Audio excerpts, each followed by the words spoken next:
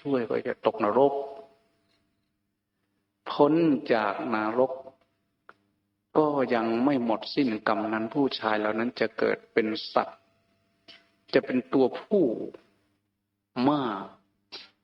ถ้าอยู่ในป่าก็จะถูกหัวหน้าฝูงจ่าฝูงเบียดเบียนท่านอาจจะเห็นนกยูงมันไล่ตีกันเป็นฝูงๆเนี่ยตัวผู้หัวหน้าไล่เบียดเบียนกันงูควายสัตว์ทั้งหลายก็เหมือนกันมันมีบาปมีกรรมแต่ถ้ามันเป็นตัวเมียไม่ไล่ตัวผู้ไม่ไล่ไม่ตีหรอกไม่ว่าสัตว์อะไรถ้าไปเกิดเป็นสัตว์บ้านเป็นปศุสัตว์สัตว์เลี้ยงก็จะถูกคนตอนซะก่อนเพื่อจะใช้งานไม่ฉะนั้นมันดื้อเพราะบาปกรรมที่นอกอกนอกใจภรรยาใครเจ้าชู้นักก็ฟังให้ดีๆหน่อยปฏิบัติธรรมให้เก่งๆถ้าไม่อยากไปนั่นอย่าเพิ่งรีบอยากจะกลับเสียละหลังจากพ้นจากความเป็นสัตว์ที่ถูกตอนที่ถูกหัวหน้าจ่าฝูงเบียดเบียนกรรมนั้นเบาบางลงเขาได้ถือกำเนิดเป็นมนุษย์เพราะกรรมนั้นยังอยู่ก็จะเกิดเป็นกระเทยนี่ยิ่งอาภัพนะในพุทธศาสนาไม่ให้บวชแต่เดี๋ยวนี้กระเทยบวชเยอะ จังหวัดสกลนครที่หนึ่งประเทศไทยว่าไปแล้วเขาก็ด่าหัวว่ากระเทยเป็นวัด อย่างไรก็ตามในทางพุทธศาสนาไม่ยอมรับภาวะความเป็นภิกษุของกระเทยอุปชฌาย์ก็จะถามกันดูสิท่านถีท่านเป็นกระเทยไหมเราก็จะโกหกต่อไปถ้าไม่รู้อุปชฌาย์ก็ช่วยบอกว่าไม่ได้เป็นนัตถิพันเตแล้วก็บวชพ้นจากกระเทยกรรมนั้นเบาบางลงหน่อยก็จะเกิดเป็นผู้หญิงเพื่อจะมาประสบทุกข์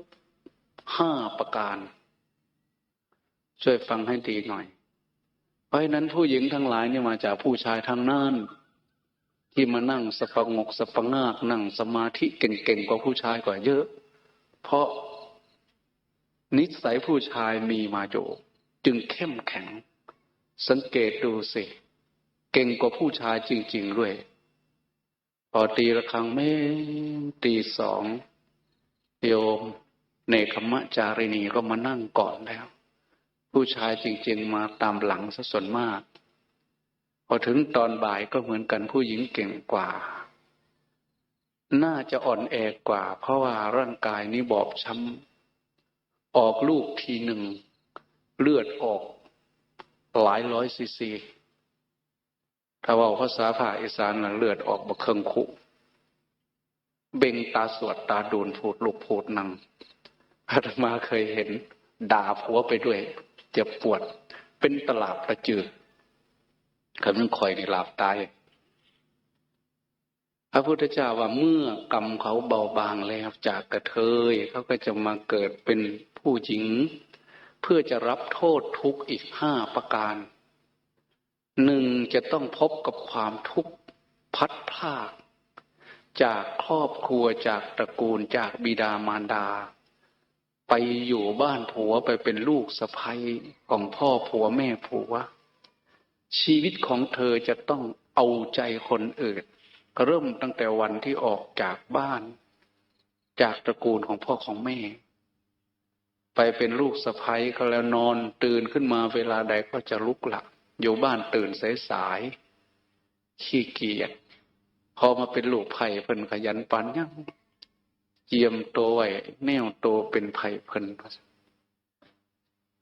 กลัวปู่จะว่ากลัวย่าจะบ่นกลัวผัวจะน้อยอกน้อยใจจะขัดเคืองจิตใจชีวิตช่วงนี้เอาใจผัวเอาใจปู่เอาใจย่าเอาใจคนข้างเคียงจิตใจของตนเองต้องฝืนอยากจะนั่งอยากจะอยู่ตามสบายๆก็ต้องข่มใจฝืนนี่เป็นความทุกข์ของเธอแล้วต่อมาเมื่อเธอคลอดลูกเธอจะต้องมีชีวิต จิตใจอยู่กับลูกอีกเอาใจลูกอีกผู้หญิงจะพบความทุกข์เมื่อเป็นประจำเดือนบุรุษเพศจะไม่รู้จักความทุกข์เหล่านี้มีอยู่บ่นางสำราญเนี่ยเป็นประจำเดือนเจ้าคนอยู่พอสมเด็จอายุ50 ปีเรายังไม่เป็นประจำเดือนในนางทำไมผู้หญิงเป็นประจำเดือนนั้นไข้แล้วนะร่างกายเปลี่ยนแปลงไปจิตใจก็ไม่ปกติยิ่งไปอยู่บ้านผัวตอนนี้จิตใจก็ไม่แจ่มใสบางทีถูกปู่ย่าด่าว่าให้ผัวเองก็อารมณ์ค้างมาจากที่อื่นก็ว่าให้ความทุกข์ตอนนี้เพิ่มขึ้นอีกหลังจากนั้นเธอต้องพบกับความทุกข์ในการตั้งท้องตั้งครรภ์จะไปจะมาจะเดินจะเหินจะลุกจะนั่งนอนคว่ำนอนหงายลำบากทั้งนั้นล้มฟาดลงเมื่อไหร่ก็มีสิทธิ์ตายเหมือนทหารอยู่ในแนวรบเมื่อท้องแก่ๆหลังจากนั้นเธอก็จะพบกับความทุกข์เมื่อคลอดลูกเธอต้องเสี่ยงต่อชีวิตที่จะต้องล้มต้องตายบุรุษทั้งหลายจะไม่รู้จักความทุกข์ประเภทนี้หลังจากนั้นเธอจะพบกับความทุกข์เลี้ยงลูกด้วยนมจะกินแต่ละครั้งแต่ละคำต้องคำนึงถึงลูกน้อยๆเพราะนั้นความทุกข์เหล่านี้ผู้หญิงจะได้พบความทุกข์5 ประการแห่งมาตุคามส่วนบุรุษเพศจะไม่รู้จักเลยผู้ชายทั้งหลายควรเห็นใจนะถ้าใครมีเมียมีลูกสะใภ้มีอะไรก็ตามให้ระลึกถึงความทุกข์เหล่านี้บ้างก็จะเป็นการดีเพราะเหตุนั้นโยมผู้หญิงจึงพากันเก็บเล็กผสมน้อยซึ่งพรหมจรรย์การประพฤติอันดีงามเท่าที่จะทำได้พอบอกว่ามาปฏิบัติธรรมไกลไกลก็มาปีนี้เห็นหน้าโยมปราณีจากนครสวรรค์ชุมแสงปีก่อนก็มาคนเดียวปีที่แล้วบอกว่าเก็บของใส่กระเป๋าจะมาไม่ได้มายากมีความยุ่งยากลำบากบางคนมาคนเดียวไปไกลอุตส่าห์พยายามเก็บเล็กผสมน้อยร้อยรัดเป็นพุ่มพวงแห่งคุณงามความดีเพื่อจะหล่อหลอมเป็นสัมภารธรรมปรุงแต่งวิโมกข์สู่อริยญาณธรรมจึงเป็นสิ่งที่น่าเห็นใจอาตมาจึงไม่อยากจะเสียเวลาอย่างอื่นที่จะพาท่านทั้งหลายกระทำอยากจะเน้นมาที่การปฏิบัติธรรมอบรมจิตใจให้มันสะอาดให้มันบริสุทธิ์สูงส่งเพราะว่ามันไม่จบถ้าชีวิตนี้มันตายแล้วไปเราก็คงไม่ต้องมายุ่งยากลำบากสร้างคุณงามความดีอะไรแต่ตายแล้วมันไม่แล้วตายแล้วมันไม่จบมันยังจะต้องไปเกิดตายแต่ร่างกายเท่านั้นแต่ส่วนที่จะไปเกิดนั้นคืออะไรจิตดวงเดียวนี่เป็นตัวก่อภพก่อชาติชีวิตังอัตภาโวจะสุขะทุกขาจะเกวราเอกจิตตสมายุตตาละหุโสวัตติคโนชีวิตที่เป็นอยู่อัตภาพที่เป็นไปความสุขความทุกข์ทั้งมวลล้วนอยู่ในจิตดวงเดียวเราจะสุขจะทุกข์มันอยู่ที่จิตนี้เมื่อตายไปก็จิตดวงนี้เนี่ยมันจะไปอีกไปก่อภพก่อชาติจุราสีติสสหัสสานิกับปังติถันติเยมรูนะเตวะเตปิชีวันตินะทวีหิจิตเตหิสมาหิตาเทวดาเหล่าใดใครก็ตามจะมีชีวิตจะตั้งดำรงอยู่ได้เป็นพันกับเป็นหมื่นกับก็ตามเป็น84,000กับก็ตามเขาจะอยู่ได้ด้วยจิตอันเดียวดวงนี้แหละที่จะพาเกิดพาตายไปไม่ได้มีหลายดวงเพราะเหตุนั้นการที่เราได้เกิดมาแล้วเป็นหญิงก็ได้เป็นชายก็ตามได้พบ พระพุทธศาสนาได้พบแผ่นดินอันประเสริฐอริยายตเนปัจจาชาโตได้พบแผ่นดินอันประเสริฐเสมือนพบขุมทรัพย์อันประเสริฐประเทศไทยของเรานั้นเป็นขุมมหาสมบัติแห่งอริยทรัพย์อาตมาเคยคุยกับพวกฝรั่งที่พอสนใจศาสนา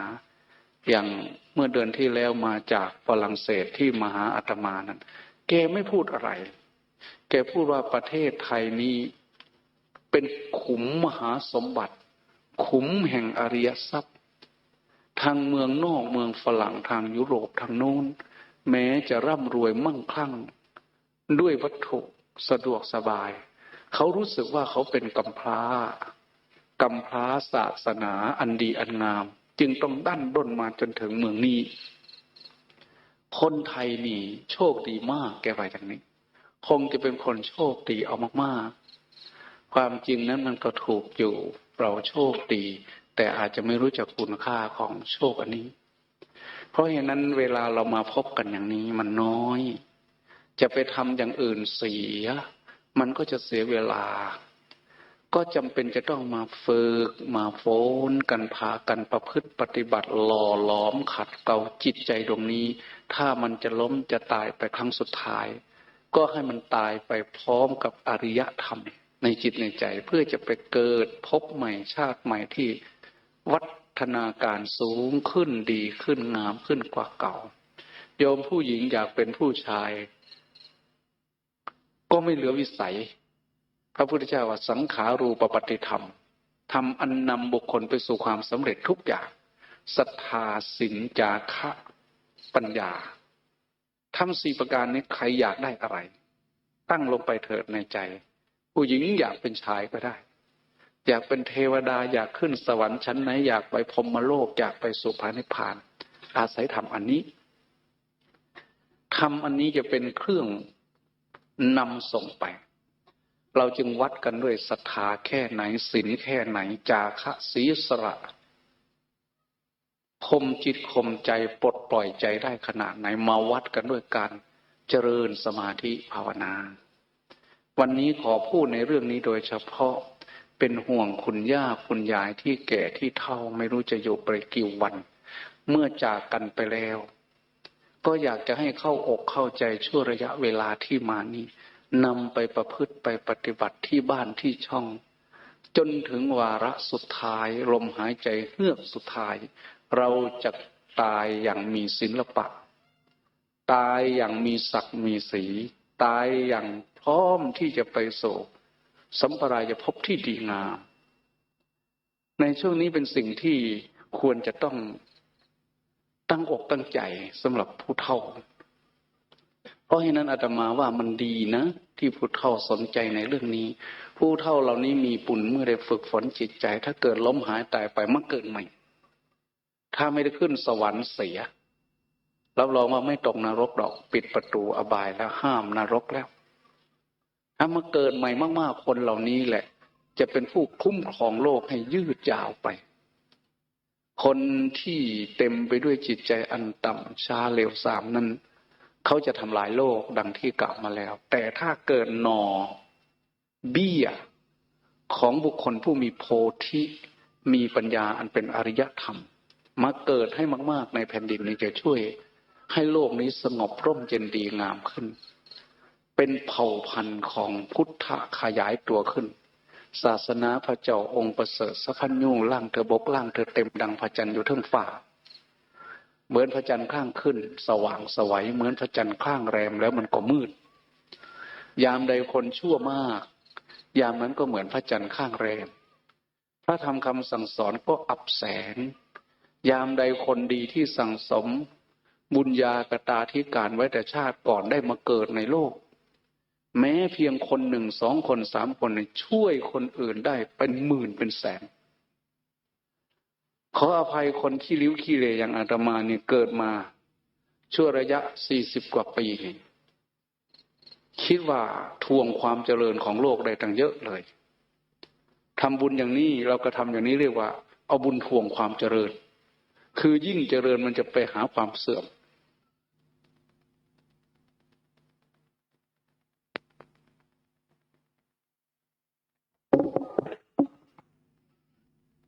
ากจะให้พักผ่อน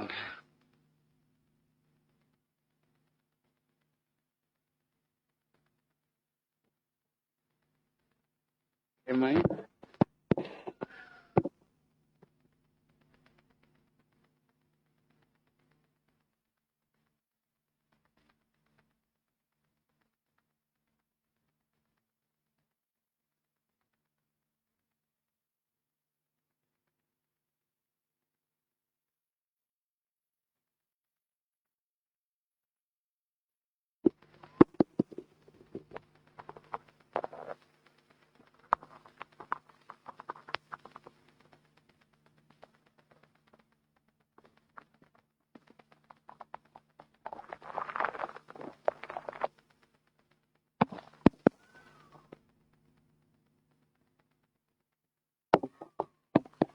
วอลลุ่มอีกนิดหนึ่งวอลลุ่มขึ้นอีกเฉพาะของไมค์ของตัวเนี้ยที่ใช้สายดำ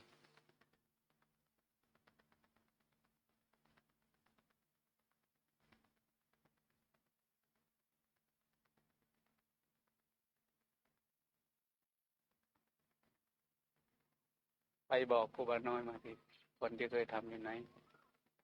ช่วยกันเร่งวอลลุ่มมันขึ้นไปอีกมันเบามันช่วยเสียงไม่ได้พอเร่งขึ้นไปอีกอ้าวเสียงมันไม่ค่อยจะดังแล้วไม่รู้มันเป็นอะไรมันเร่งขึ้นไปอีกได้ไหมเร่งขึ้นไปอีกวอลลุ่มของมาสเตอร์ก็ได้ช่วยกันช่วยมันค่อยๆขยับขึ้นวันนี้เราจะได้พูดกันในเรื่องสมาธิซะก่อนเพื่อทำความเข้าใจให้มากๆถ้าเกิดว่ากลับไปบ้านจะได้ทำถูกทำเองไม่จำเป็นต้องมาอีกก็ได้มันไกลการเจริญสมาธินั้นเราจะต้องเข้าใจว่าสมาธินี้มันเป็นเครื่องมือยังไม่ใช่ตัวจุดหมายปลายทางเป็นเครื่องมือฟังให้ดีนะเหมือนเมื่อเช้าพูดถึงเรื่องทรัพย์กับพ่อใหญ่วสันธุรีจันทร์ทรัพย์นั้นก็เป็นเพียงเครื่องมือนำสู่ความสะดวกสบายถ้าเอาทรัพย์ไปเป็นเครื่องมือทำชั่วก็ทำได้มากไปจ้างฆ่ากันแกล้งกันไปจ้างคนอื่นทำชั่วก็ทำได้ง่ายเอาทรัพย์นั้นไปเป็นเครื่องมือในการกระทำคุณงามความดีหล่อเลี้ยงธรรมพดุงธรรมจันลงโลกสกัดกั้นความชั่วเอื้ออำนวยต่อความดีเกื้อกูลต่อการพัฒนาจิตใจวิญญาณของเพื่อนร่วมทุกข์เกิดแก่เจ็บตายก็ย่อมทำได้สมาธิก็เหมือนกันสมาธินี้เป็นเพียงเครื่องมือในทางพระพุทธศาสนาถือว่าสมาธินี้เป็นเครื่องมือที่จะนำไปสู่เป้าหมายยังไม่ใช่ตัวเป้าหมายยังไม่ใช่ตัวจุดหมายเหมือนกับเสียงที่เราได้ยินมันดังอยู่ในขณะนี้เครื่องมือมันอยู่โน่นเครื่องมือมันพลังของมันคือไฟฟ้าถ้าเอาไฟฟ้ามาใช้ให้เครื่องขยายเสียงมีเสียงดังมันก็ดังขึ้นถ้าไฟฟ้านี่ดับมันก็ไม่ดังยังใช้ได้สารพัดประโยชน์ให้แสงสว่างดูดน้ำปั่นน้ำสารพัดอย่างที่เราจะใช้สมาธินี้ก็เหมือนกันใช้ผิดก็ผิดอย่างใหญ่หลวงในทางพระพุทธศาสนาปลุกเร้ามาตลอดให้เราทั้งหลายนี่พากันเจริญสมาธิดังที่เราสวดเมื่อกี้สมาธิสูตรท่านจะสอนสมาธิภิกขเวภาเวทะภิกษุทั้งหลายจงเจริญสมาธิเถิดยะถาภูตังปชานติสมาหิโตยะถาภูตังปชานติเมื่อจิตตั้งมั่นแล้วจักตามรู้ตามเห็นสิ่งทั้งหลายตามเป็นจริงนี้อันหนึ่งเครื่องมือที่จะทำให้มีความรู้เป็นเครื่องมือที่จะทำให้เกิดปัญญาทีนี้ยังมีอีกว่าสมาธิภิกขเวภเวทะภิกษุทั้งหลายจงพากันเจริญสมาธิเถิดหลังจากนั้นท่านก็จะบอกเป้าหมายมันบางสิ่งบางอย่างบอกว่าเมื่อจิตของเธอนุ่มนวลควรแก่การงานมุทุตังจิตตังกัมมนิยังจิตตัง หลังจากนั้นก็นำมาตังจิตตังอภิญญาชัดฉิการนังเมื่อจิตของเธอนุ่มนวลควรแก่การงานแล้วเธอก็สามารถโน้มน้าวจิตนี้ไปเพื่อทำให้แจ้งซึ่งอภิญญาความรู้ยิ่งเหนือมนุษย์มนาธรรมดานั่นก็เป็นเครื่องมือให้เกิดหูทิพย์ให้เกิดตาทิพย์เกิดมีฤทธิ์มีเดชและลึกชาติผลหลังอะไรต่างๆมันเกิดมาจากสมาธิอันนี้ท่านเรียกว่าเป็นการกระทำให้เกิดอภิญญาชัดฉิกรณธรรมธรรมที่ทำให้แจ้งซึ่งอภิญญาความรู้ยิ่งเหนือสามัญธรรมดาอันนี้ยังไม่ใช่เป้าหมายแต่ก็เครื่องสมาธินี่เป็นเครื่องมือนำให้เข้าถึงอันนั้นได้ทีนี้ลดลงมาอีกที่ควรจะเข้าถึงที่สุดท่านบอกว่าสมาธิภาวนาภเวตาพหุลิกตาทิฏฐธรรมสุขาวิหารายะสังวัตติเธอจงเจริญสมาธิภาวนาเถิดอบรมสมาธิภาวนาทำให้มากเจริญให้มากแล้วย่อมนำมาซึ่งความสุขในปัจจุบันที่เราจะพึงพบเห็นได้เราทุกคนปรารถนาความสุขทุกวันนี้ดิ้นรนยื้อแย่งทะเลาะกันแย่งชิงกันเบียดเบียนกันดูให้ดีๆเถิดแย่งความสุขกันแย่งความสุขกันคิดว่าได้เงินได้ทองมากๆแล้วจะมีสุขคิดว่ามีรถมีเรือจะมีสุขคิดว่าได้กำไรมากๆแล้วจะมีสุขผัวเมียทะเลาะกันอยู่นั่นน่ะแย่งความสุขกันช่วยฟังให้ดีเวลาเลิกร้างกันนั่นก็เพราะว่าเห็นว่าฝ่ายหนึ่งไม่ให้ความสุขความสุขไม่เสมอกัน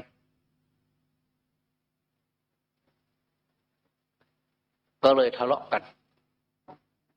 นั่นเราดูให้ดีๆนะสาเหตุทีนี้ความสุขจากสมาธิที่ว่าทิฏฐธรรมิกะสุขวิหารายะเป็นธรรมอันนำมาซึ่งความสุขที่ตนเองจะพึงเห็นประจักษ์ได้ในปัจจุบันอันนี้ไม่อาศัยใครทุกวันนี้เราวุ่นวายแสวงหาความสุขความสุขของเรานั้นฝากไว้กับคนอื่นกับสิ่งภายนอกกับบุคคลภายนอกกับข้าวของภายนอกจึงดิ้นรนยื้อแย่งแสวงหาเมื่อมันอยู่ภายนอกมันอาศัยสิ่งอื่นอาศัยคนอื่นมันก็มีโอกาสมากที่จะผิดหวังที่จะเป็นทุกข์ที่จะไม่ได้ดังใจเพราะว่าคนอื่นใครจะทำให้ถูกใจเราได้ตลอดแม้แต่ตัวเราเองก็ไม่สามารถทำให้ตัวเราถูกใจเราได้ตลอดอย่างนั้นหลายต้องคิดดูให้ดีๆว่าความสุขที่อาศัยสิ่งภายนอกยิ่งความสุขที่เกิดจากกามมนุษย์ทั้งหลายโลกทั้งโลกกำลังบูชานะกามในที่นี่หมายถึงรูปที่พอใจเสียงที่พอใจกลิ่นที่พอใจอะไรก็ตามในอารมณ์ทั้งห้าตาหูจมูกลิ้นกายมันอาศัยคนอื่นอาศัยสิ่งอื่นแล้วมันยังต้องอาศัยเวทนาปรุงแต่งต้องเปลี่ยนต้องปลุกต้องเร้าให้รุนแรงเข้มข้นต้องเปลี่ยนไปเรื่อยๆเวทนาปรุงให้เกิดตัณหาปรุงเวทนาวนไปเวียนมาต้องปลุกต้องเร้าต้องปรุงต้องแต่งเข้มข้นขึ้นไปเรื่อยจึงไม่มีโอกาสที่นิมนต์นะครับพ่อแม่ครูบาอาจารย์เต็มไปด้วยการขัดแย้งเต็มไปด้วยการแย่งชิงมาได้มาให้พรก็ไม่มีพระทหารเช้าพร้อมกันนะครับบิณฑบาตพร้อมกันนะครับความสุขชนิดนี้นิมนต์นะครับบางทีท่านเปรียบรุนแรงอย่างว่างๆอยู่ข้างหน้า 3-4 รูปเป็นภาษาพระพุทธเจ้าหน่อยเดี๋ยวจะหาว่าอาตมาพูดรุนแรงท่านบอกว่าความสุขชนิดที่โลกกำลังแสวงช่วงนี้ก็คงจะเบาๆไว้ก่อนเพราะว่ามันติดงาน5 ธันวาติดงาน5 ธันวาหลวงพ่อแล้วก็คอยเตรียมงานอยู่ช่วงนี้ช่วงบ่ายคงจะไม่มีช่วงบ่ายยังไม่มีเดี๋ยวรอหลังหลุดวันที่5ไปแล้วนะครับเก็บของแล้วอะไรแล้วนั่นแหละครับเขาที่นู่นแหละวันที่6นะหลวงพ่อคงจะมาให้คำแนะนำเกี่ยวกับเรื่องการเดินการเหินการ กรรมฐานหรืออะไรต่างๆนะครูบาอาจารย์ที่ท่านมีความรู้มีความสามารถนะก็จะมาให้โอวาทธรรมโดยเฉพาะที่วัดศรีอุดมวงศ์นี้ในระดับส่วนมากจะเป็นระดับแนวหน้านะครับแนวหน้าของจังหวัดนะครับในข้อพระข้อวินัยแล้วก็เรื่องการครองเพศบรรพชิตหรือว่าข้ออัดข้อธรรมค่อนข้างจะเป็นแนวหน้านะครับพวกเราก็จะโชคดีนะโชคดีถ้าตั้งใจฟังจะบรรยายทำได้ต้องเป็นคนฟังก่อนนะต้องฟังหลายๆปีเลยอะฟังเข้าใจแล้วก็ต้องอ่านหนังสืออ่านพระไตรปิฎกด้วยนะครับแล้วก็อะไรต่างๆอ่านไปด้วยถ้าไม่งั้นเราก็ไม่รู้จะไปเทศอะไรให้ญาติโยมฟังญาติโยมมาใส่ข้าวทุกวันวันพระทีหนึ่งหรือว่าตอนเช้าญาติโยมมาจังหันอย่างของผมเงี้ยตอนเช้าเนี่ยญาติโยมมาเนี่ยบางทีเป็น10เลยนะ10 กว่า20เลยนะมาจังหันพระข้าวเนี่ยมาจังหันพระตอนเช้าเนี่ยที่วัดนะฮะมันก็ต้องมีข้ออัดข้อธรรมบอกญาติโยมเข้าไปนะว่าทำยังไงอะไรยังไงจิตใจเนี่ยมันทำยังไงถึงจะสงบนะทำจิตใจไงจิตใจไม่ฟุ้งซ่านเราก็บอกญาติโยมเข้าไปแต่ส่วนหนึ่งเราก็ต้องประพฤติปฏิบัติด้วยนะปฏิบัติให้มันเกิดญาณทัศนะสักส่วนหนึ่งนิดๆก็ยังดีได้เห็นญาณทัศนะนิดๆนะครับเนี่ยเราได้สัมผัสตัวเองแล้วก็พูดให้ญาติโยมฟังได้ถ้าเราไม่เป็นคนฟังเราก็พูดไม่เป็น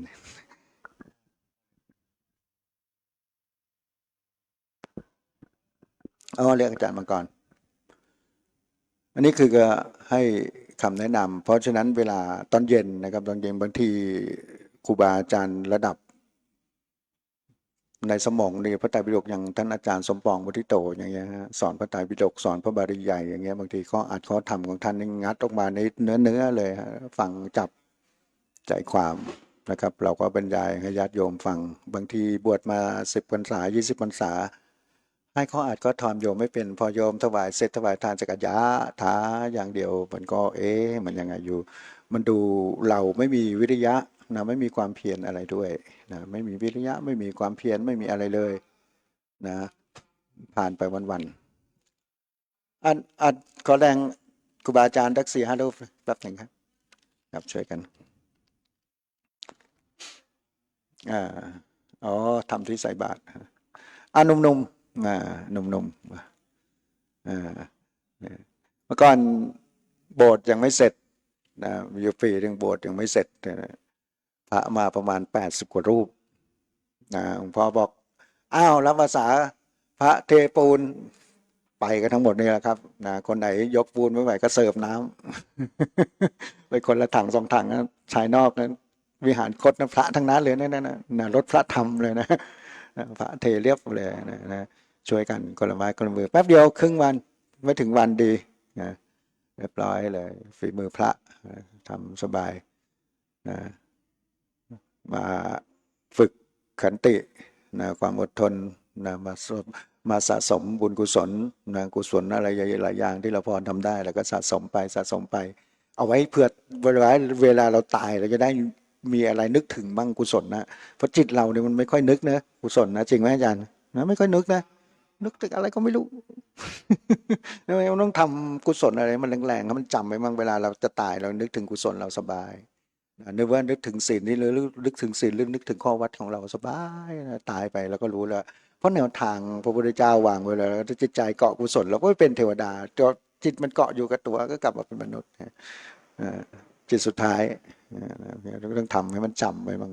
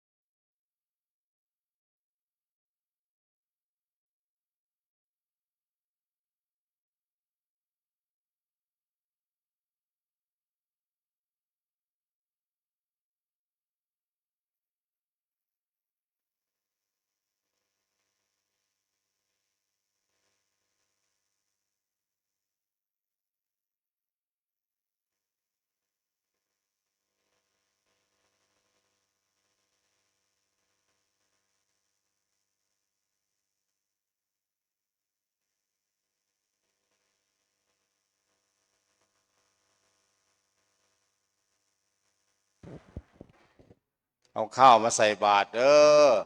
ข้าวที่ข้าวสารอาหารแห้งเอามาตั้งโต๊ะเลยแม่ชี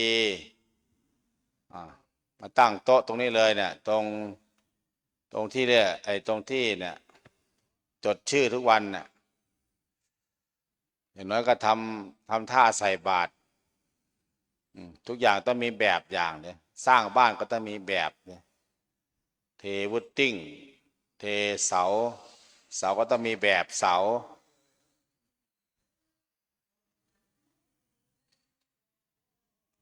รอพระเผื่อพระมาเสริมมาเติมมาแน่โทรศัพท์บอกกันมาเลยถวายค่ารถค่าเรือรูปละ600 บาทเนี่ยสลักพัดเพื่อนย่ายเตรียมไม่วันไปเบิกไว้แล้วไปเบิกตังค์ไว้แล้ว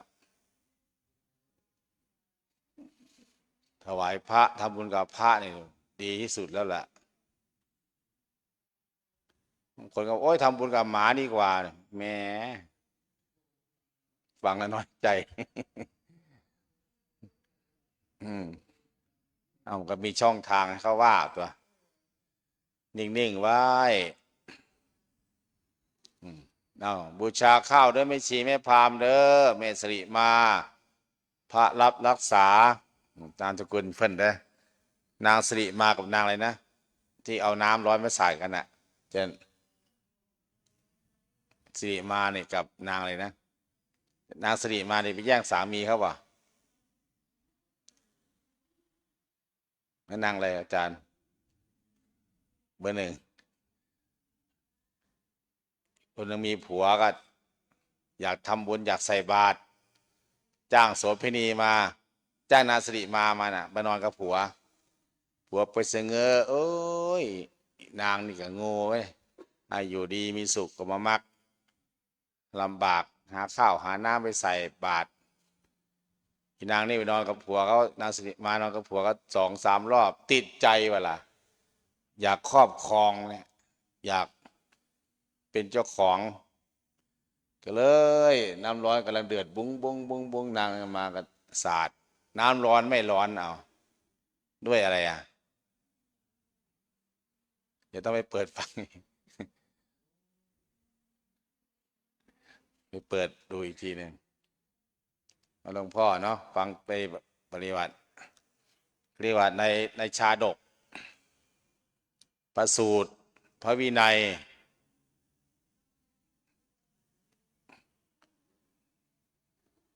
อันนี้เจริญพรเด้อญาติโยมเด้อเพราะว่ามันเช้าตีระฆังไม่ต้องตีเช้านี่หรอก2 โมงก็ได้ฉันข้าวสายๆพรุ่งนี้มีเผื่อมีข้าวต้มไงข้าวต้มแล้วก็มันอยู่ท้องพักหนึ่งเดี๋ยววันนี้ฉันเสร็จแล้วก็ไปจัดโต๊ะลงทานหน่อยจัดโต๊ะลงทานโต๊ะนักโรงเรียนหลวงพี่คีไปไหนใหม่ๆแล้วไปเอาโต๊ะใครขับรถโต๊ะลงในเนี่ยใน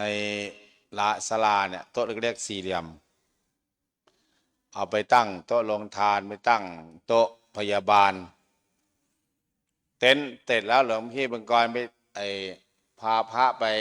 มัดธงแล้วปักธงแล้วก็ธงทิวที่อยู่ในศาลาได้ไม่ชีนะรักขนไปให้กับพระเนี่ยไปประดับตกแต่งเด้อพระทำไงตกแต่ง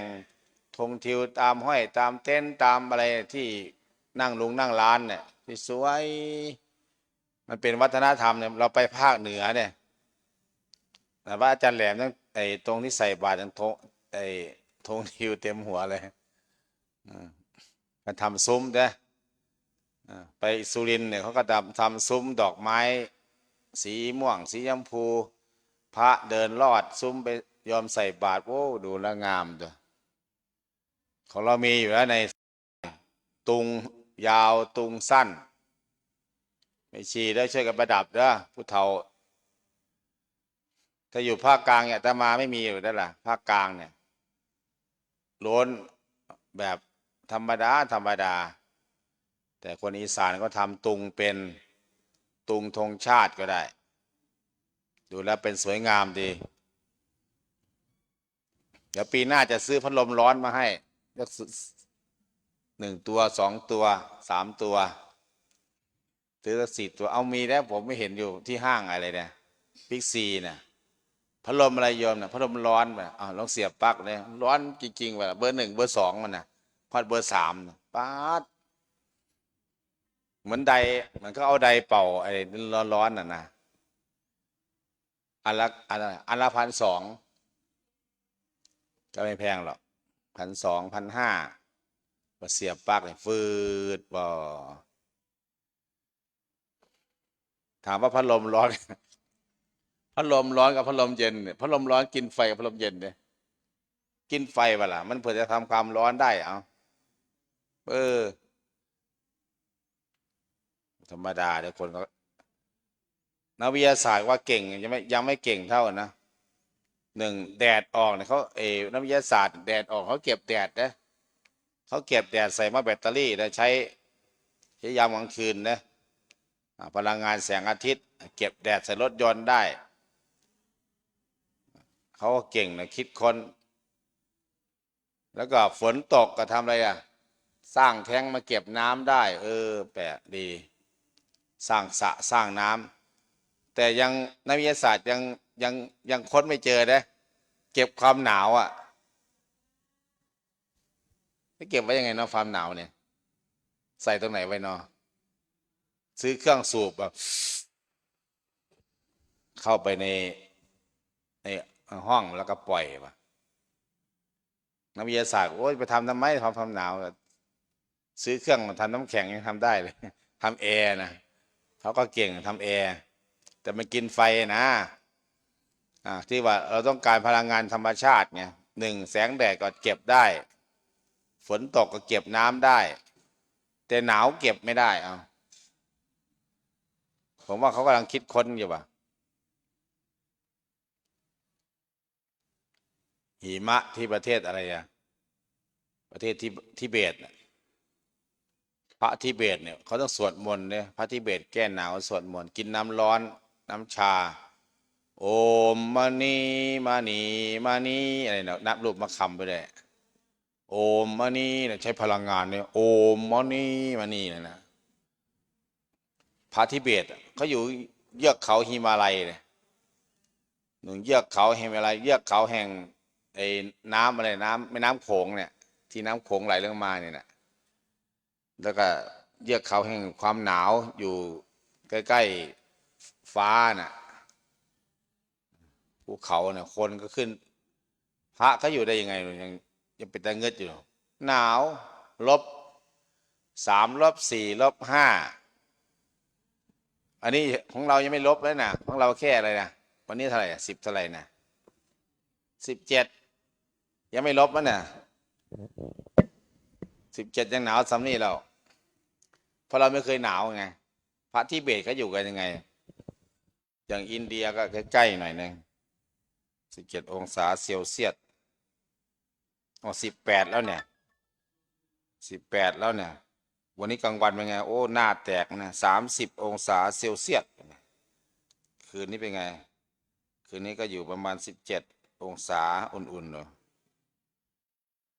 จังหวัดเลยต้องหนาวถ้าไม่หนาวนี่ขายไม่ออก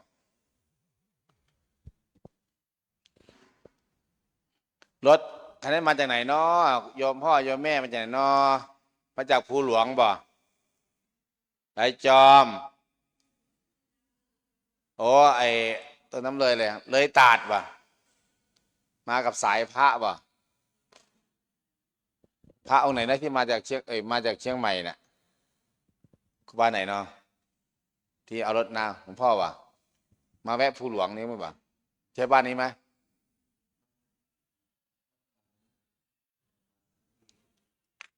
ปัสโอ้เลยตาดบ่เลยบางไสเพิ่นถามโทรศัพท์มาถามว่าพระฉันข้าวตอนไหนนะจะเอาจังหันจังเพนมาถวายบอกประมาณ2 โมงโยม 2 โมงก็เอามาตั้งเลยพระปกติเทศ1 ชั่วโมงตักบาตรก็3 โมงครึ่งอ่ะ2 โมงเนี่ยร้องเพลงชาติไทยวันนี้เป็นวันแรกละไม่นะไม่ลอยยายตีวันนี้เจ้าวาดถวายก่อนเนาะทุกวันนี้เจ้าวาดก็ต้องถวายทานเป็นนะฝึกถวายทานอาราธนาศีลอาราธนาธรรมทายกตายแล้วบางทีบางแถวภาคกลางเนี่ยทายกตายเนี่ยเป็นเรื่องเลยนะไม่มีคนอาราธนาศีลอาราธนาธรรมด้วยเมื่อในอีสานเรานี่ก็ไม่ออกกันว่าพร้อมกันได้อีมินาสการะนะโกงคอว่าเสียงดังชัดเจน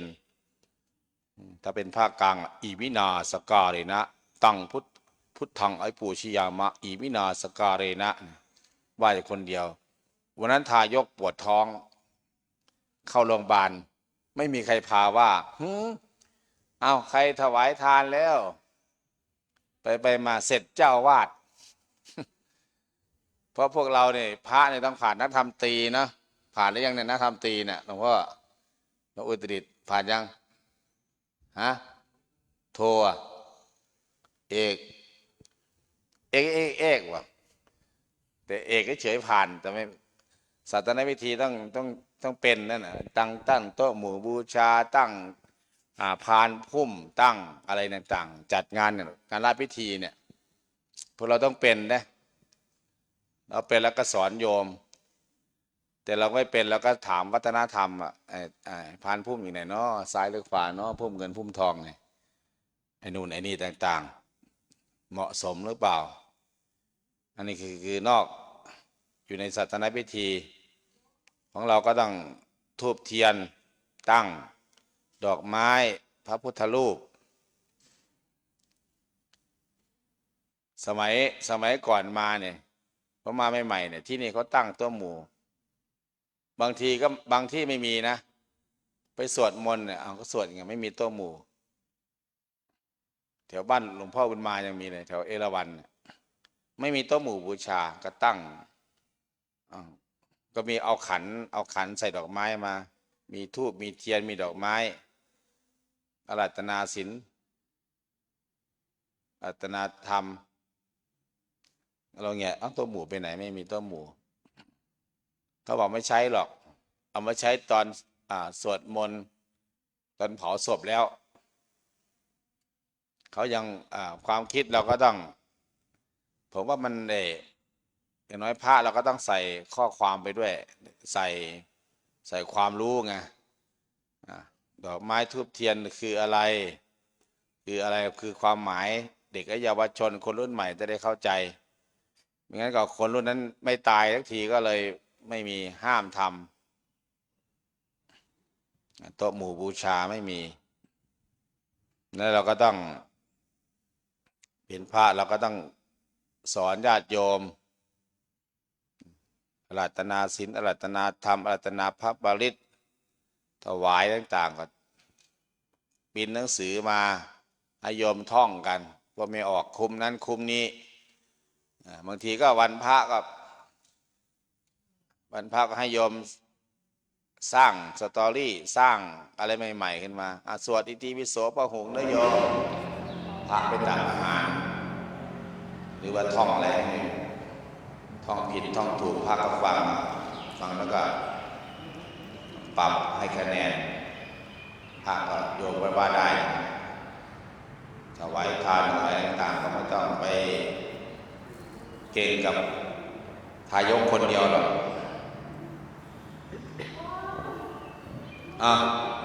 เดี๋ยวใส่บาตรโยมนั่นไม่ชีมีแต่ไม่ชีแล้วใส่บาตรเดี๋ยวฝึกใส่บาตรซ้อมใส่บาตรเวลาใส่บาตรทุกวันก็ใส่บาตรข้าวสารใครมาก็ใส่บาตรพระธุดงค์ไปธุดงค์ในป่าก็ยังบิณฑบาตเลยบิณฑบาตใครไม่มีคนมาใส่บาตรก็บินอย่างนั้นเลยบินไปสุดทางแล้วก็กลับก็เลยดูในตำราโลกทุกโลกทิพย์บ้างเขาบอกมีเทวดามาใส่นะเห็นไหมเราฟังพระสูตรเปล่า พระมหากัสสปะออกจากนิโรธสมาบัติออกจากธุดงค์นี่นะไป10 วันหรือเท่าไหร่กลับมาเทวดาก็แปลงกายใส่บาตรพระมหากัสสปะเป็นพระไม่ใช่พระธรรมดาเลยเป็นพระอะไรอ่ะเป็นพระอรหันต์รู้วาระจิตรู้วาระหลายๆอย่างข้าวนี่เป็นข้าวของมือมันหอมผิดปกติแม้แต่การยืนเนี่ยยืนไม่ปกติเคยถามเจ้ามาจากไหนเจ้ามาจากไหนเคยถามไปนั้นมาห้ามโกหกนะตกนรกหัวหมกขี้เลยโอ้มาจากบนสวรรค์อ้าวจะลงมาทำไมอ่ะเทวดาก็มีบุญแล้วอยู่บนสวรรค์ให้คนยากคนจนทุกขตาเขาใส่บาตรไปแย่งบุญกันทำไมไปเทวดาอัปเปหิไล่เทวดาขึ้นไปเลยไล่เทวดาขึ้นไปเทวดาก็เสียใจโอ้ยบนเตือนสวรรค์ก็ไม่มีที่ทำบุญหรอกอื่นพระไปก็ต้องไปพระขึ้นไปพระมรณภาพไม่ได้ไปสวรรค์เนี่ยนู่นมรรคอะไรนะนิพพานเขานิพพานว่าเขาพรหมด้วยแล้วก็ตกนรกอีก2 อย่างพาก็ตกนรกไม่ได้ไปแล้วก็เลยเทวดาก็เสียใจตัวตำหนิเทวดาเจ้าข้าครับผมครั้งสุดท้ายเทวดาฟึ๊บหายตัวไปทีนี้ก็มีพวกทุกขตะพวกเทวดาพวกคนจนมาใส่บาตรออกจากนิโรธสมาบัติปุ๊บไปบิณฑบาตทีนี้มีคนแบบโรคเรื้อนขี้ทูดตุดถังนะโรคเรื้อนโรคอะไรโรคมันกินตามมือตามอะไรต่างเพิ่งก็ดีใจว่าพระเนี่ยมหากัสสปะเดินออกมาแล้วก็ตักใส่บาตรมีแต่ข้าวกับข้าวมีเราใส่ข้าวพอใส่ข้าวลงไปปุ๊บนิ้วน่ะที่มันจะขาดแล้วหล่นไปในบาตรคนทุกขตาก็เลยเพื่อนสันมันไม่เห็นหอมในนิ้วไม่ได้นิ้วไก่เลยไม่ได้น่องไก่ไม่ได้ตีนไก่ทอดแล้วจะหอมเลยอันนี้น่าจะเหม็นเนาะช้ำหนองช้ำเลือดเพื่อจะฉันเราไปนอนคิดเด้แต่พระกษัตริย์บารู้วาระจิตก็เลยปูอัสนะนั่งฉันปฏิสังขายโยนิโสปินนปะตังมิเสวามียถาปัตยังภวัตมานังทานุมัตเนเวตังว่าไปเสร็จแล้วก็นั่งปูอัสนะเกินบาทเพื่อหยิบนิ้วเนี่ยนิ้วที่หลุดไปเอาออกข้างๆเพื่อกระชันข้าวฉันไปคนทุกขตาเห็นก็ดีใจปีติอิ่มใจอิ่มใจไอ้ชีรู้จักว่าดีใจไหมถามยืนครับบนลูกชายดีใจป่ะอันนั้นชักมาแล้วเองชักกับบนลูกชายที่ใส่บาตรพระอรหันต์นั่นนะชักดีใจอิ่มใจนายทุกขตาก็เลยกลับไปบ้านทนทิศบาดแผลไม่ไหวเลยตายแล้วไปไหนล่ะไปสู่สวรรค์ชั้นสบายมีวิมานนับ10,000เห็นไหมจากคนทุกขตะคนยากคนจนเป็นขี้หูดตูดถังพอใส่บาตรพระอรหันต์ใส่ครั้งเดียวนี่ได้ผลเลยได้ผลเลยก็ถือว่าสมความปรารถนาเพราะนั้นคือพระคุณเจ้าเนี่ยก็เป็นพระก็ต้องอดทนบิณฑบาตยามหน้าหนาวเหยียบก้อนหินพระบวชใหม่ๆไงปุ๊บปั๊บเหยียบก้อนหินเป็นไงทนยิ่งตัวใหญ่เยี่ยมหนักเยอะก็ลงไปเหยียบก้อนหิน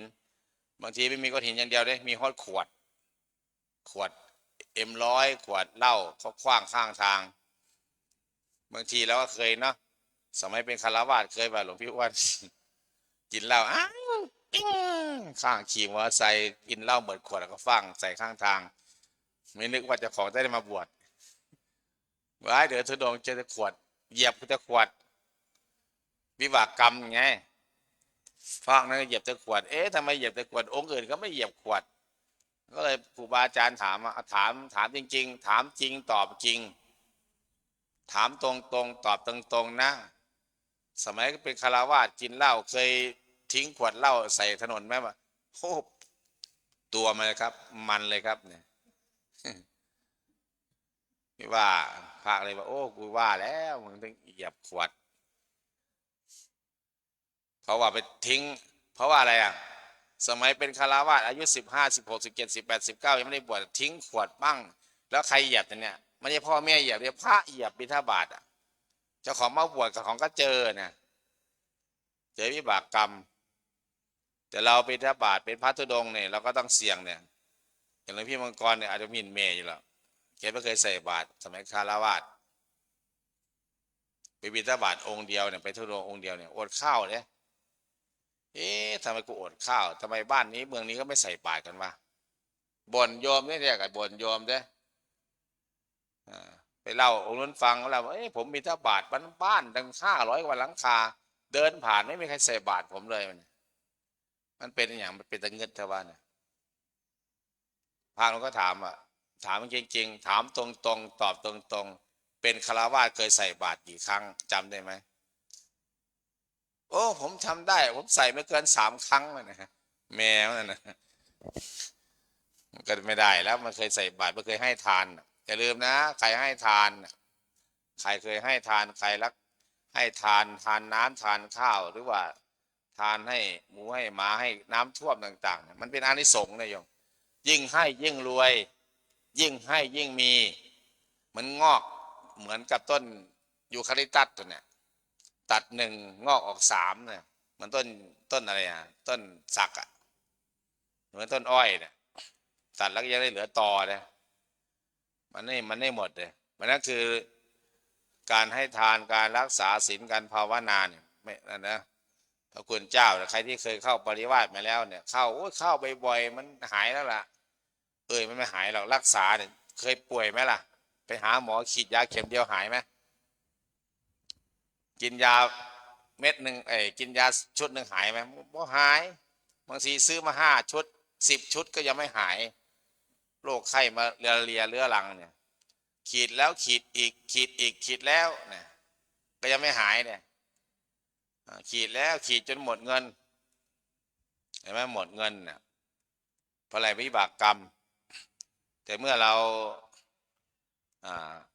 อยู่กรรมอยู่ปริวัติกรรมเหมือนไม่ออกลูกเขาอยู่อะไรอยู่กรรมเนาะใครเคยอยู่กรรมมายกมือขึ้นไม่ออกไม่ชี้ใครเคยอยู่กรรมยกมือขึ้นออกลูกเขาทำอะไรอีสานเขาทำไงนะเขานอนบนตะแคร่แต่ภาคกลางเขาไม่อยู่ตะแคร่ได้เขาจะมีอะไรของเขาไม่รู้ที่ใส่เอวเนี่ยเอาถ่านใส่แต่แม่อาตมาจำได้ว่าเขาผ่าถังกะลอน200 ลิตรเอาฟืนใส่อะไรใส่นอนใกล้ๆแต่อีสานแปลกดีเว้ยโอ้นี่อีสานเนี่ยฉลาดเว้ยก่อไฟใต้แล้วก็ต้มน้ำยาลนขึ้นมาใส่ใบหนาดใบเป้าใบมะกรูดมะขามห้องอบเนี่ยพระเราก็เรียกว่าห้องอบให้มันเข้าอูเมื่อลูกจะเข้าอูเพราะนั้นคืออยู่กรรมอย่างน้อยเขาจะอยู่ประมาณ15 วันนะยายแต่บางคนรัด7 วันพอแล้วเพราะ7 วันตอนแก่มาพอแก่เท่ามาเนี่ยมันอยู่ไฟไม่ครบมันก็จะมีเอฟเฟกต์กับร่างกายหนาวสั่นเป็นไข้อะไรต่างๆเพราะนั้นคือโยมก็อยู่กรรมพระก็อยู่กรรมฐานสร้างบารมีในขณะอยู่กรรมแล้วก็สร้างบารมีสร้างอะไรบ้างสติปัญญาอะไรต่างๆก็สร้างบารมีไปพอสร้างบารมีแล้วได้บารมีมันก็ทำให้เรามีออร่ามี ผ่องใสทำอะไรก็เสร็จรู้จักให้ทานรู้จักสงเคราะห์ศาสนาสงเคราะห์ศึกษาสงเคราะห์มันก็มีบารมีสร้างอะไรก็เสร็จทำอะไรก็เสร็จสมความปรารถนาไปไหนคนก็รู้จักไปไหนก็ไม่อึดไม่อยากเคยให้ทานได้ข้าวบิณฑบาตก็จะได้ข้าวได้น้ำได้ต่างๆหลวงตาบุญชื่นเนี่ยไปเดินธุดงค์คนองค์เดียวเห็นไหมรูปเดียวเนี่ยไปทั่วไทยโอ้ยน้ำเนี่ยไม่อึดไม่อยากผมก็เคยเห็นพระธุดงค์มาเยอะนะตั้งบวชมา30 ปี40 ปีเนี่ยเป็นคณะใหญ่ๆอย่างอาจารย์จรัญหรืออย่างอาจารย์องค์นู้นองค์นี้ต่างๆก็ไม่เห็นมีคนมาต้อนรับขนาดนั้นหลวงตาบุญชื่นฟีเวอร์นะบันหมอนทองแตกนะบิณฑบาตผ่านมาวังสะพุงเนี่ยผ่านหน้าวัดศรีนวงศ์ไม่ได้แวะวัดนี้นะแกผ่านมาแกพักอยู่ตรงนั้นแล้วก็เดินผ่านมาถึงนี่ประมาณบ่ายโมงคนมารอรับแต่ตั้งแต่3 โมงเช้ารอรับที่หน้าปูเสือหน้าทางหน้าวัดป๊าดเจ้าเสด็จยังไม่เห็นว่าในพระราชามหากษัตริย์เจ้าเสด็จก็ยังไม่มีคนมาต้อนรับขนาดนี้พระธุดงค์ดังๆก็ไม่มีคนมาต้อนรับขนาดนี้อันนี้มันต้อนรับมีน้ำเพื่อนก็นิยมไม่รับปัจจัยแต่โยมถวายน้ำแล้วก็ปูผ้าเอาเสื่อมาปูเอาผ้าปูให้แกเหยียบคนเนี่ยมีความเชื่อแบบนั้นนะน้ำถวายน้ำคิดดูจากไอ้บางน้ำเย็นมาถึงเนี่ยถึงหน้าวัดถึงประมาณเนี้ยหน้าวัดเลยไปนิดนึงหรือถึงประมาณ4 แยกเนี่ยเขาเอารถสไลด์รถอะไรต่างพวกกู้ภัยบางสะพุงเนี่ยเอาน้ำมาถวายผมเนี่ยแกเอามาถวายกิน3 เดือนก็ไม่หมดน้ำประมาณสัก1,000 โหลหรือไงเนี่ยคนนั้นถวายโหลนึงคนถวาย2 โหลแกก็มือแตะก็ยกพวกกู้ภัยก็ยกใส่รถมาถวายวัดเนี่ย3 รถปิกอัพ3 รถ2 รถปิกอัพอีก600 คันเนี่ยพาดบารมีไปไหนก็เหมือนกันเนี่ยไปไหนก็เหมือนกันไปภาคตะวันออกถามว่าไอ้หลวงตาเคยเดินมาทางนี้ไหมบอกมาเนี่ยผมเดินธุดงค์ไปจังหวัดจากเมืองเลยเนี่ยจากที่ไปจังหวัดตราด800 กิโลก็ยังได้อานิสงส์น้ำโยมพระเดินไป5 รูปโยมถวายน้ำ10 โหลจะไปยังไงมันก็ดีรถตามตูดมากันใส่รถไปแล้วก็บอยจากวัดที่อยู่ที่เราไปพักไปจากในวัดที่เราไปพักฉันเพลไปบอยจากที่วัดเราไปพักคืนเพราะว่าเอาไปไม่ได้หรอกหนักโยมก็ถวายน้ำเอาตัวอย่างให้น้องนะโอ้น่าจะเอาตัวอย่างหลวงตาบุญชื่นทานน้ำได้เป็นเศรษฐีเพราะนั้นก็ไปไหนที่เส้นทางหลวงตาบุญชื่นไปแล้วเนี่ยไม่อดหรอกเป็นปูทางมาให้เรียบร้อยแล้วแล้วก็เล่าโยมเขาเล่าให้ฟังหลวงตาเคยเดินมาทางนี้เนี่ยผ่านมางี้โยมก็เห็นพระเลยว่าวิ่งมาข้ามทางไปที่มนต์ถวายน้ำไม่อึดไม่อยากหรอกน้ำต่างผมเดินทุดงไป3 เดือนกว่าน้ำปานะเวทพวกอะไรนะและแต่ซอยวิตามินกับมีสปอนเซอร์พวกน้ำอะไรต่างM100ต่างๆเต็มรถมันเสร็จจากทุดงแล้วยังกลับมายังฉันนี่เป็นเดือนนะเดี๋ยวถวายไม่อึดไม่อยากจะเราไปต้องพิถีพิถันต้องเดินสำรวมเดินทุดงต้องสวมวิญญาณพระมหากัสสปะแล้วก็สวมวิญญาณพระอัตชิโกนทัญญะวัปปะพญมหามะอัตชิเนี่ยองค์สุดท้ายเนี่ย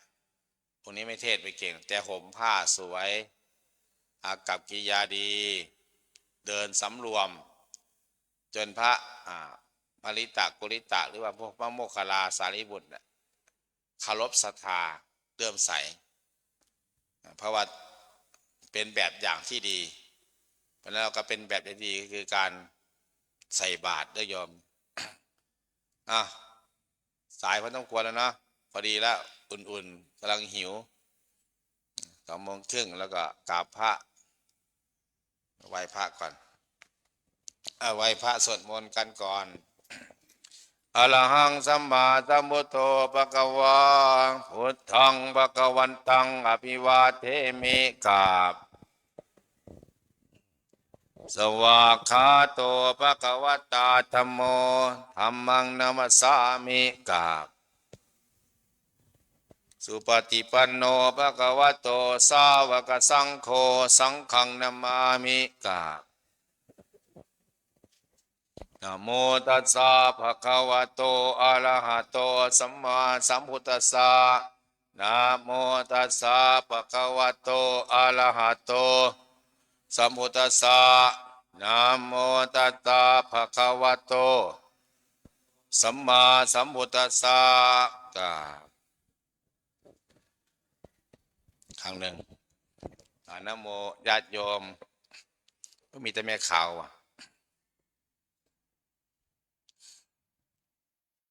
ตั้งนะโมถวายทานเนาะศีลไม่ต้องรับหรอกเพราะศีล5ไม่มีแต่ศีล8แล้วโยมสมาทานเองเด้อแม่สริมาเด้อบางทีโอ้อาจารย์ยังไม่บวชให้เลยบวชเองก็ได้หรอกยายตั้งนะโม3จบพุทธังธัมมังสังฆังปานาอาทินาอภัมมจริยามุสาสุรา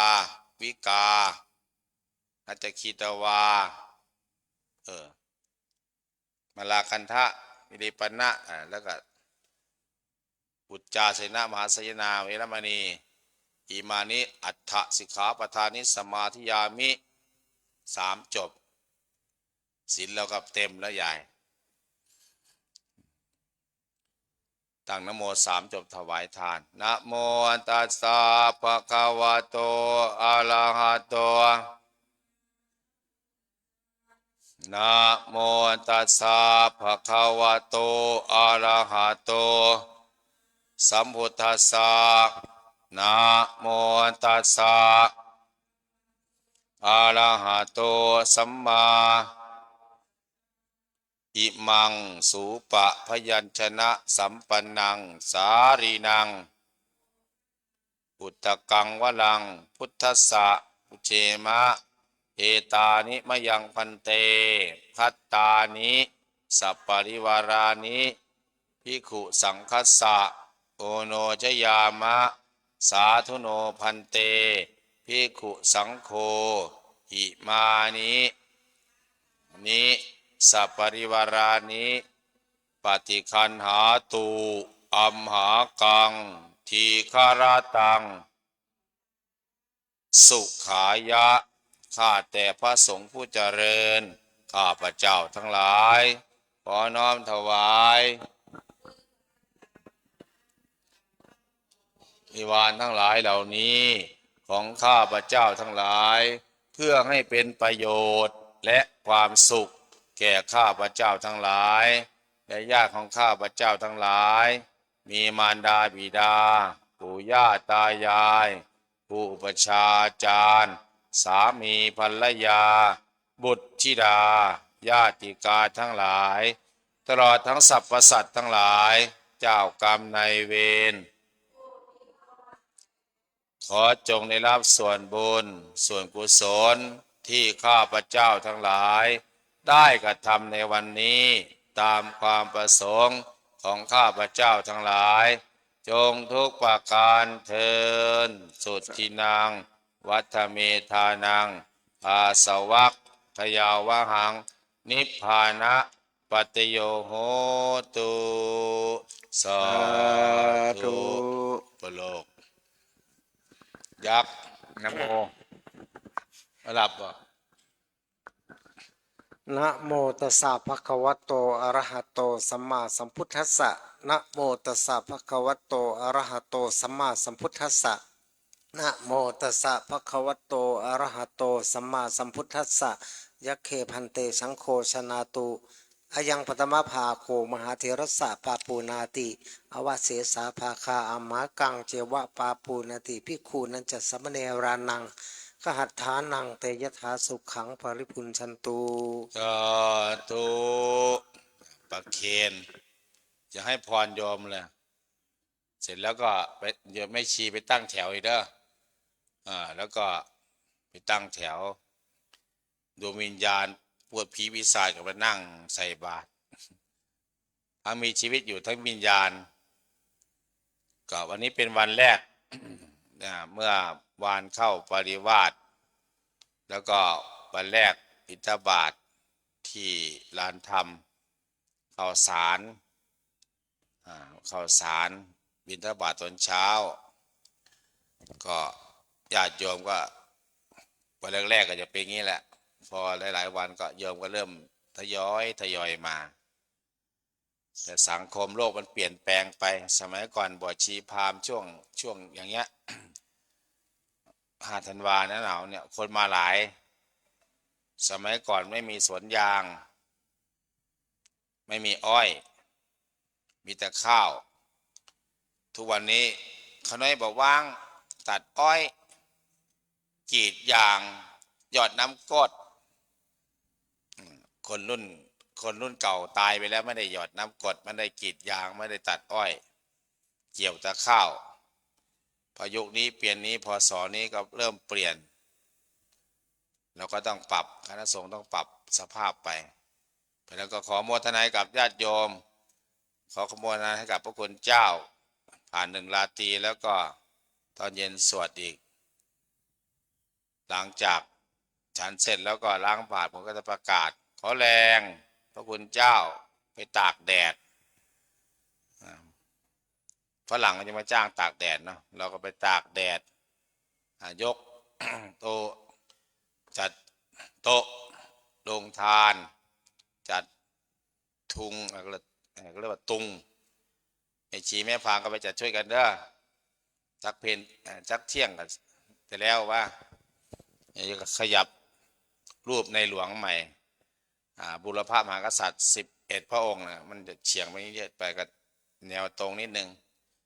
ปรับพระราชินีแล้วก็ปรับทุกอย่างเข้าที่เข้าทางถือว่าเสร็จไวพระคุณเจ้าก็ไม่ได้ทำงานหนักไม่ได้ยกนิดหน่อยแต่เวลาเตรียมงานให้พร้อมด้วยประสบการณ์ด้วยอะไรต่าง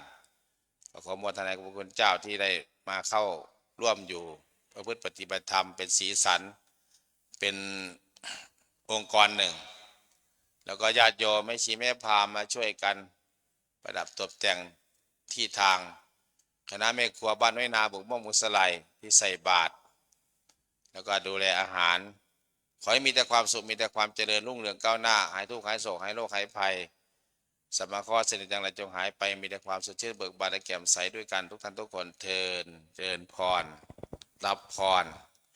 ยะถาวาริวหาปุราปาริปุเรนติสาคารังเอวะเมวะอิโตตินังเปตานังอุปกปปติอิจิตังใบตังตุมังคิปะเมวัสเสมิจตุสัพเพเปเรนตุสังกปาจันโทปนาลาโสยะธานิโชติลาโสยะธาวิวาจันตุสัพพะโลกโควินาศตุมาเตปวัตวันตรายโยสุขีติขายุโกภวะอภิวาทนาสิริสนิจังวุธาปจายโนจัตตารโอธรรมาวัฏันติอายุวันโนสุขังภะลังยาสิติตานังลาภังโสจิภะกยังสุขังพลังสิริอายุจวันโนจะโพคังโบธิตยสวาสตวาสาจะอายุจะเจวสิทธิภวันตุเตภวตุสัพพมังคลังรักขันตุสัพพเทวตาสัพพพุทธานุภาเวนัสตตาโสทิภวันตุเตตุสัพพ พมังคารังราคันตุสัพพเทวตาสัพพธรรมานุภาเวนัสตตาโสทิภวันตุเตภวตุสัพพมังคารังราคันตุสัพพเทวตาสัพพสังฆานุภาเวนัสตตาโสทิภวันตุเตอาโยมกราบพระไม่ชีแม่พราหมณ์อะระหังสัมมา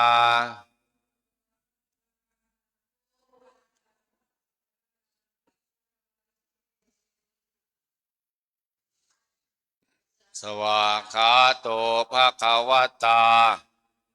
ธัมมังนามัสสามิอธิปันโนภะคะวะโตสังโฆสังฆังนามามิอันนี้มนต์ตักไม่ชีลุกไปตั้งนั่งโต๊ะโซฟาเดี๋ยวรับอาหารแล้วก็ไปฉันพิจารณาปกใครปกท่านหาแดดร้อนๆเสร็จแล้วก็นิมนต์ช่วยกันออกไปที่ลานธรรมไปหลวงพี่แสลงก็ต้องตีใหม่นะตรงทางเข้านะเขาไม่วางไว้เฉยไม่ได้ดึงตัดต้นไหนตัดทำไมอยู่ลายไว้มุงหลังคาพี่พุทธบารมีเดี๋ยวก่อนเอาไปนั่งนะยายเด้อแล้วไปฉันที่ปงที่ปดจะเอิ้นไหมหรอกช่วงบ่ายไม่มีปฏิบัติพักผ่อน